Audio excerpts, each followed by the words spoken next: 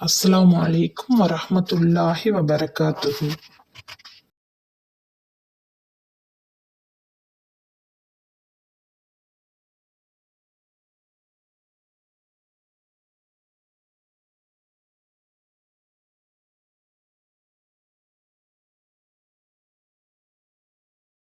நம்பிக்கையாளர்களே, தாமாக செத்தது இரத்தம், பன்றியின் மாமிசம், அல்லாஹ் அல்லாத வேறு பெயர் கூறப்பட்டவை ஆகியவற்றைதான் அல்லாஹ் உங்களுக்கு தடை செய்துள்ளான்.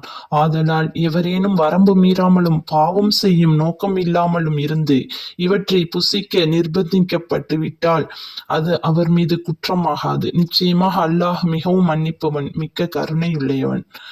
எவர்கள் வேதத்தில் அல்லாஹ் இறக்கியவற்றை மறைத்துவிட்டு அதற்கு விலையாக சொற்பத் தொகையை பெற்றுக் கொள்கின்றனரோ அவர்கள் நிச்சயமாக தங்கள் வயிற்றில் நெருப்பையே நிரப்பிக் கொள்கிறார்கள்.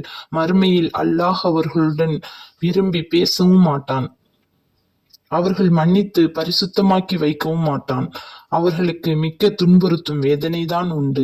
இவர்கள்தான் நேர்வழிக்கு பதிலாக வழிகேட்டையும் மன்னிப்புக்கு பதிலாக தண்டனையும் விலைக்கு வாங்கி கொண்டவர்களாவர். நரக நெருப்பை இவ்விதம் அவர்கள் சுவைத்து சகிக்கும்படி செய்தது எதுவோ இதன் காரணம் நிச்சயமாக அல்லாஹ் முற்றிலும் உண்மையாகவே வேதத்தை இறக்கியிருக்க சொற்ப தொகையை பெறுவதற்காக அதன் வசனங்களை மறைப்பதுதான்.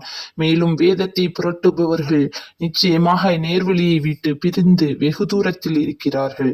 மேற்கிலோ கிழக்கிலோ உங்கள் முகங்களை நீங்கள் திருப்பி விடுவதனால் மட்டும் நன்மை செய்தவர்களாக ஆகிவிட மாட்டீர்கள்.